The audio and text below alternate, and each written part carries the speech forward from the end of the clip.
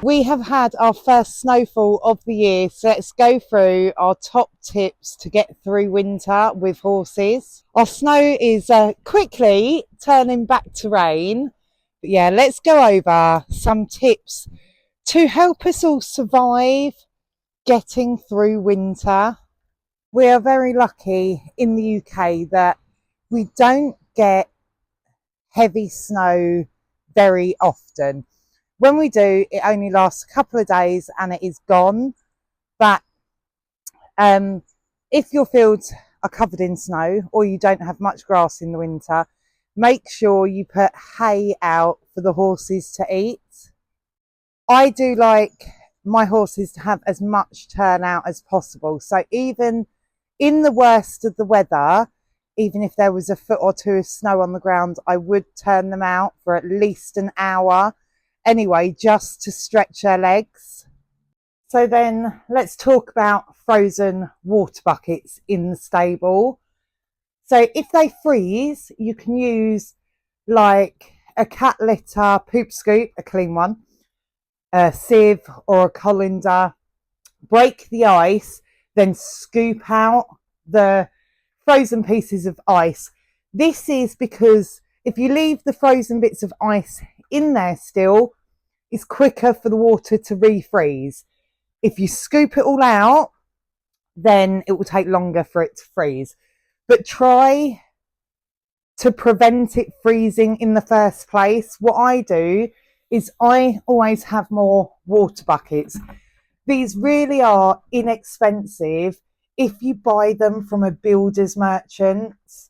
They're pretty expensive. In a horse shop, they always seem to put the prices up, but I buy mine from the local builders merchant, so I have a fair few going spare each year.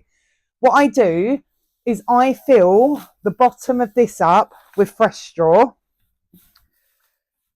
and then I place this water bucket in here and just tie it up the same. This will then prevent the water bucket being sat on the concrete floor to help stop it from freezing in the first place. I do not like automatic water drinkers just because the pipes can freeze and then they've got no water.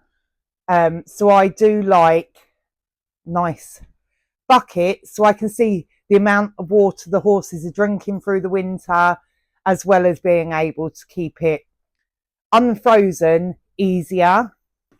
The same applies if you add a wet feed like sugar beet or fast fibre to your horses' feeds as well. Get a spare bucket, put straw in the base, then you can just put your bucket of wet feed in here, so it helps to stop this from freezing as well. You can also insulate buckets like this with like bubble wrap. If you wrap bubble wrap around the outside and then duct tape it to secure it, that can also help insulate your buckets. You can also deep litter your horses' beds to save you time through the winter. What that is just where you take the poo out each day and leave the wee in, and just it builds the bed over time, and it can make the stable a bit warmer for the horses. But the bad side to that is the ammonia, the smell from the wee. And come springtime, you then need to dig out the whole bed. We're not all blessed with having a rug drying rack. So the easiest way to dry your horse's rugs through the winter is to leave them on the horse. His body heat will dry the rug itself, and it will keep him warmer from not us changing the rug, taking a rug off that he's got himself warm in, taking that off and then putting a fresh rug on him can make him chillier. So it's always best to leave wet rugs on him. It's not all about the horses as well. We have to survive winter. So to keep ourselves warmer, it is best to layer your clothes. What I do in the depths of winter is I'll have a vest top on, a base layer. Then if it's really cold, I'll have a t-shirt, a jumper, then my coat.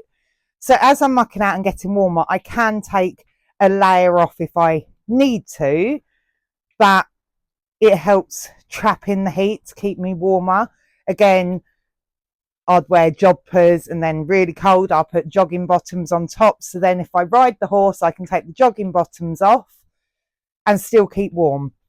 But your hands as well, you need to keep your hands warm. So what I do is I put on medical gloves first on my hands, and then I put my yard gloves on top.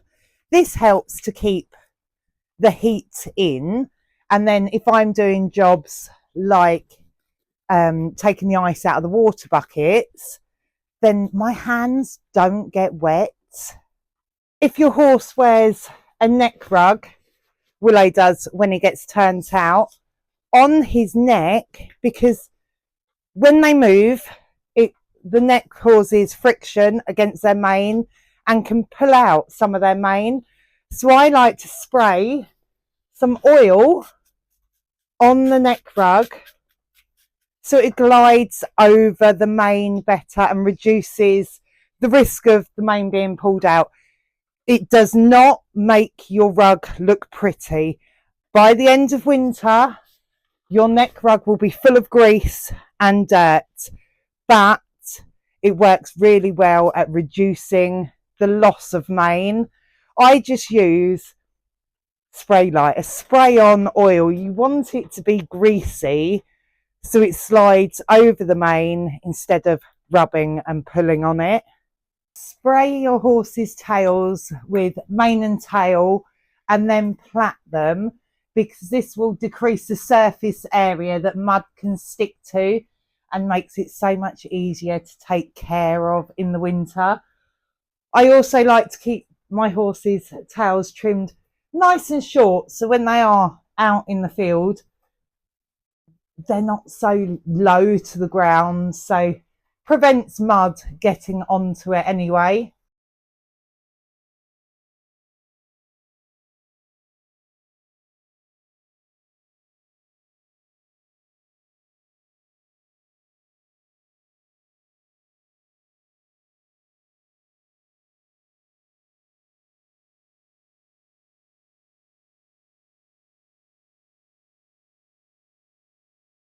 Pig oil your horse's feathers.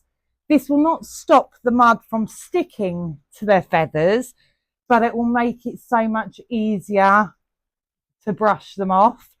Also use hoof oil.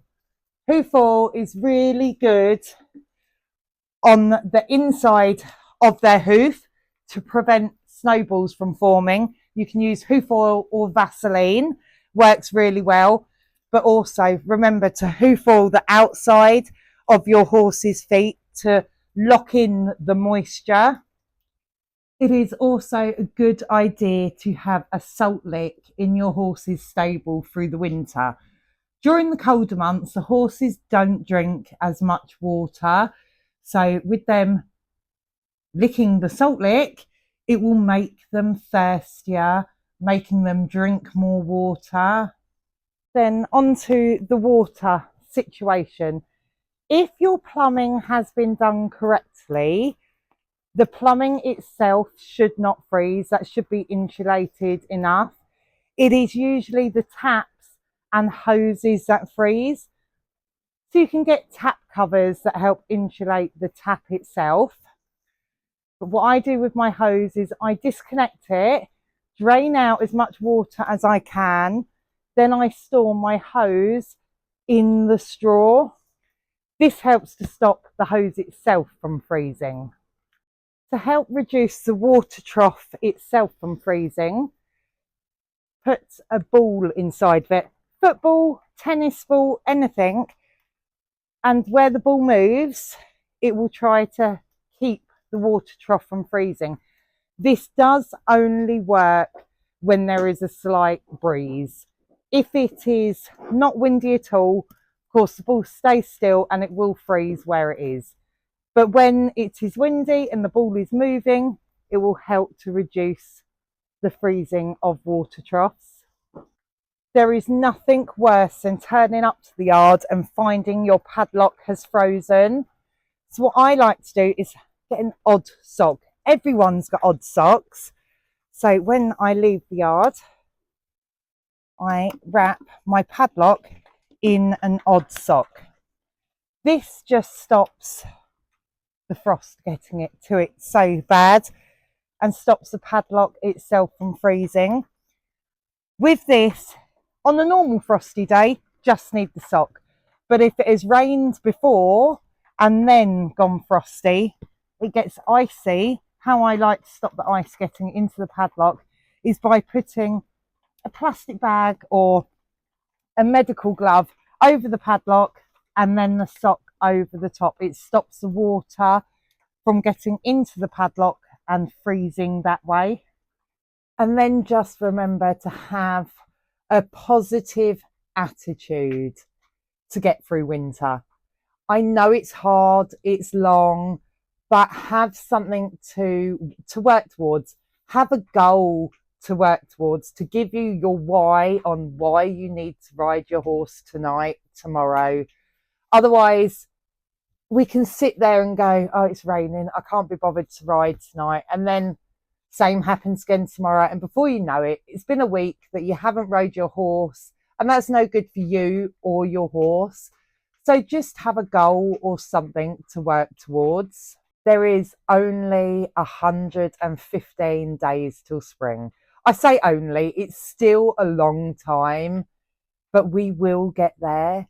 But the first goal that we're all trying to get to is it is 26 days until the winter solstice, the shortest day of the year.